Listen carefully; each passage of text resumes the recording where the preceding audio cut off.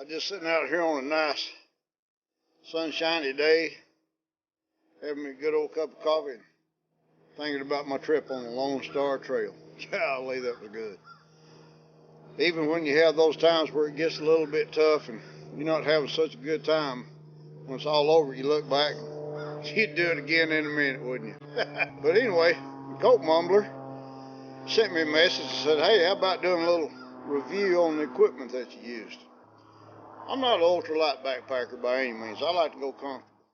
You know, if you can shave a few ounces here and there, sure, I'll do that. But I'm not going to go just stupid light. I'm going to be comfortable when I get out there. So let's go in the house and go to the hiking room and we'll check things out. Did somebody out there say they didn't have a hiking room? Are you kidding me? Behind this door is the source to much joy.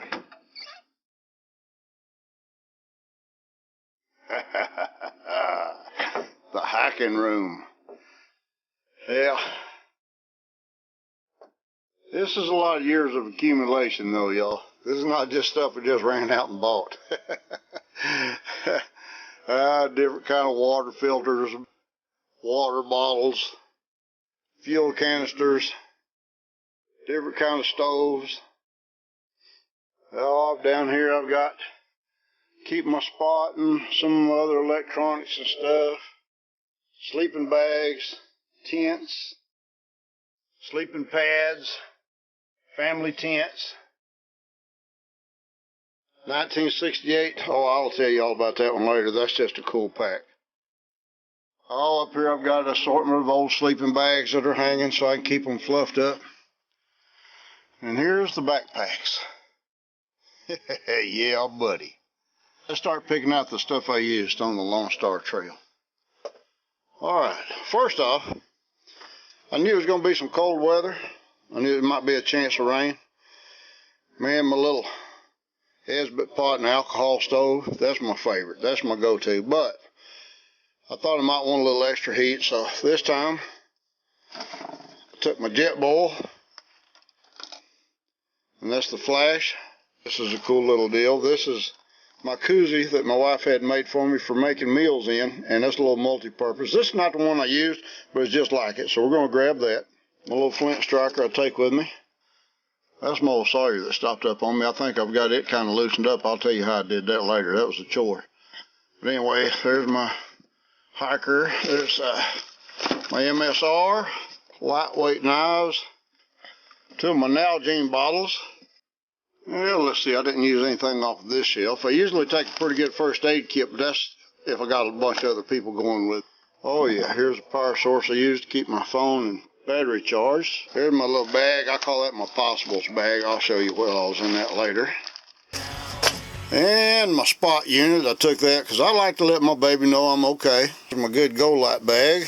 Oh, there's a coping tent. I don't know if y'all have ever seen one of those. Coping is a one-person tent. It's like less than 3 pounds. There's my Go Light. There's my headlamp. All right, now backpacks. Let's see. There's some of my wife's down there, and some mountain biking backpacks, and all my camel bags all kind of hanging there. I did take one of those, but I won't pull it out. 100 ounce, 3 liter. Well, let's see. There's an old High Sierra 45 Hawk. That's still a good old pack. Go Light Jam 70. There's my Z30 Gregory day pack. My Gregory 58 Savant. Here's the one I used right here. So let's go ahead and get that one pulled out. That's my new Baltoro. I'm a Toys R Us kid. I'll never grow up. I ain't ever gonna grow up. I'm telling you right now. Woo, let's look at some toys. All right. Y'all seen on some of my videos for a ground sheet instead of a footprint, I just use that SOL emergency blanket. Man, those work great. Only about $5, you know, and they'll keep the moisture out of the bottom of your tent for sure. Inside the tent, if you're not comfortable, man, at night, your next day is going to be miserable. So for years I just used a little old cheap pool mattress. You ever tried that? Actually, it's not that bad. But anyway, I wound up eventually with the X-Bed down mat light 5. It's got an R rating of 4.1. Comes with a little bellows pump to pump it up because you're tired. You're not going to be blowing this thing up. So, of course, y'all seen my videos. You saw old Imogene, didn't you?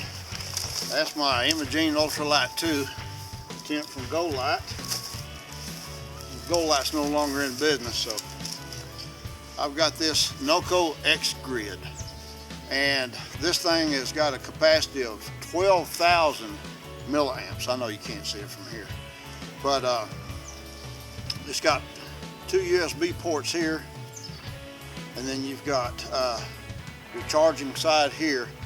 And I charged my Olympus TG2 camera and my phone every night, and still had power to go, you know. So, man, this thing's awesome. The only drawback is it weighs 1 pound. So if you are trying to cut back on weight a little bit, 1 pound is a lot of weight. So I kind of consider that my convenience item. You know how us young people are in the technology age. All right, wintertime, I'm not going to use my collapsible bottles. I'm pulling out the old Nalgene's then.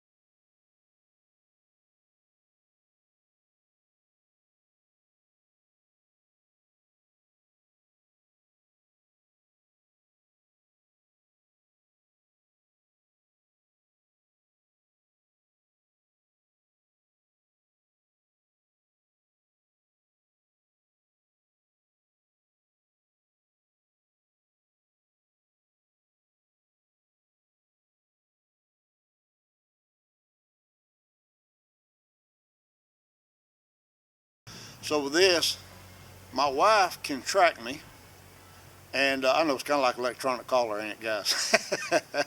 But seriously, man, that way it's peace of mind for her. She always knows where I'm at.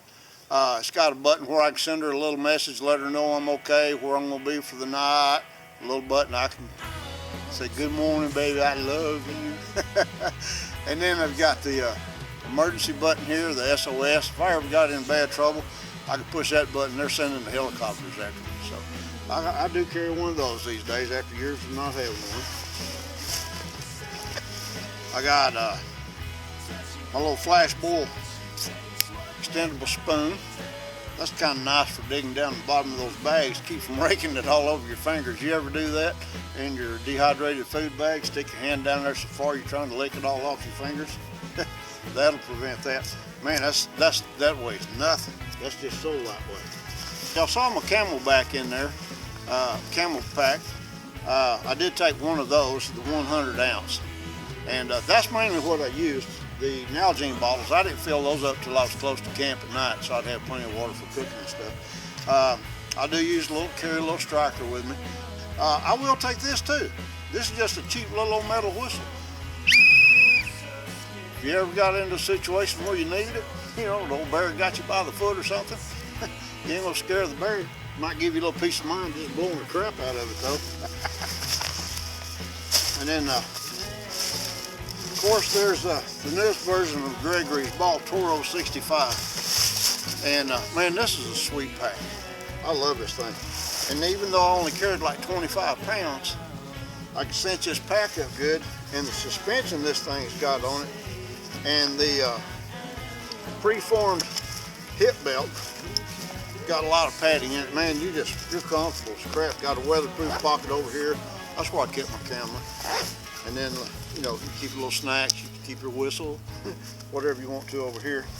Anyway, check out the reviews on the Baltoro 65, man. That's a cool pack. Of course, y'all saw my old Go Light, my Z10 Sleeping Bag. Oh, I'll have the blues when this baby wears out because I can't replace this thing. This storage sack keeps it pretty well lofted up. And golly, this thing lofts up just like you wouldn't believe. Up in here where your head goes, it lofts up so much it's like a freaking helmet in there. This is the warmest bag I've ever had in my life. That Reflectix. You can get this stuff at Home Depot for little or nothing. And it's not real thick. I don't remember the R rating on it. It's 1 or 2 or something like that. It's kind of like little miniature bubble wrap. It's got foil on either side. Here's the cool thing about this. Even though my X-Bed has got an R rating of 4.1, when you're laying there at night and it's cold, you're still losing a little body heat, warming up the air that's in those chambers. This immediately stops that. So I've got 4.1 R rating there. 1 or 2 here. I can put this on top and I can sleep on it on top of this, and I lose no body heat. There's no cold spots, period. Man, I mean, you can sleep in there where it's like 30 degrees and you're going to be unzipping your bag a little bit. I did get a little disgusted with my Sawyer back in September, but you know, crap happens out in the field.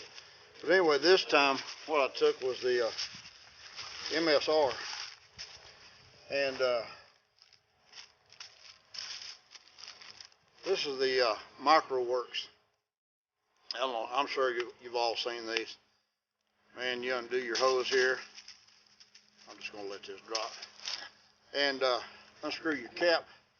You can take one of these Nalgene bottles and screw it right to the bottom of it. And man, you just go to pumping water. God, that's pretty easy. Now, it does come with a carbon filter in it. And a ceramic filter with carbon. And it's field serviceable. That's what I like about this pump so much. I'll really be honest with you, it's going to stop up, and it's going to stop up a lot. But man, this thing is filtering the water like you wouldn't believe. The water is just, man, so good coming out of it. You got Scotch-Brite pad, clean that filter up a little bit, don't take a lot. Pour just a little bit of fresh water over it, clean it off. Put it all back together. And you're good to go again.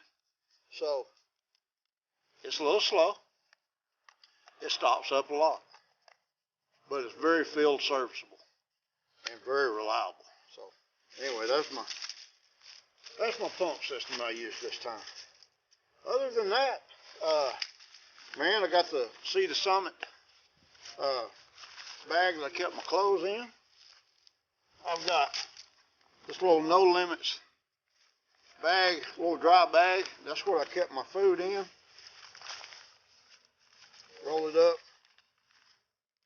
buckle it up, keep your food good and safe and secure. All right, let me show you my little bag. I told you I call my Possibles bag. And this is just a little inexpensive bag I got from Academy. Nylon on one side, it's got a mesh on the other. Little zipper deal. Plastic carabiner on it. And that's just where I carry some personal items in there. And I've got portable aqua tablets in case something happened to my pump this time. I won't get caught with my pants down like I did the last time back in September. And I'll carry a little bit of toilet paper. You can take your own toilet paper, roll it out, fold it a couple of times, and then start rolling it, and you can get a nice compact little roll of toilet paper. If you don't use toilet paper, something weird with you. I get these little plastic matchbox holders, and I just fill these with ibuprofens. You know what hikers call that? That's vitamin I, brother. You got to have that. I'll carry a little deal of Blistex in there. I'll carry a little deal of camp soap. I don't always use it, so I stink when I get off the trail a lot. Instead of carrying a full first aid kit when I'm by myself, my wife got a couple of packages of these for me a while back, the blister relief. So what I'll do, I just use that. That's basically my first aid kit too when I'm by myself. There's your little blister deals. And then on the inside, I've got a couple of bandages, ibuprofen, alcohol wipes, a few different bandages of different sizes, a couple of medicated deals in case you do get a blister that busts open. And so I don't carry a whole lot of first aid when I'm by myself. And then for brushing your teeth, man, you gotta brush your teeth in the morning. A little Colgate Wisp.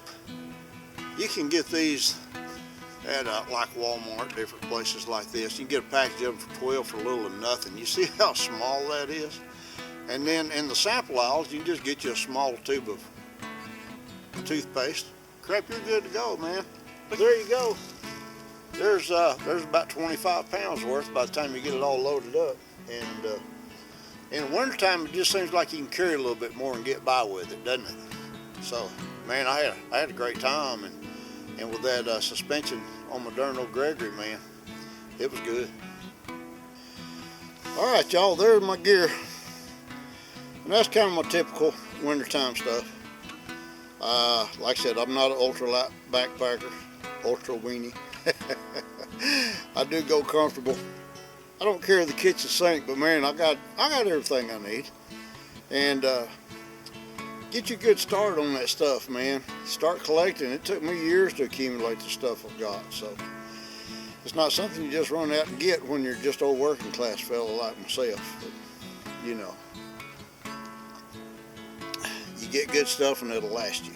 You'll take care of it too. That's a big one. I can't afford to run out and buy that stuff all the time. So anyway, I hope that helps you. If it did, man, please give me a big old thumbs up. And y'all get out there, okay? Everybody try that. Are you trying it? Well, you get a line and I get a pole. We'll go down the crawdad hole, honey, oh baby.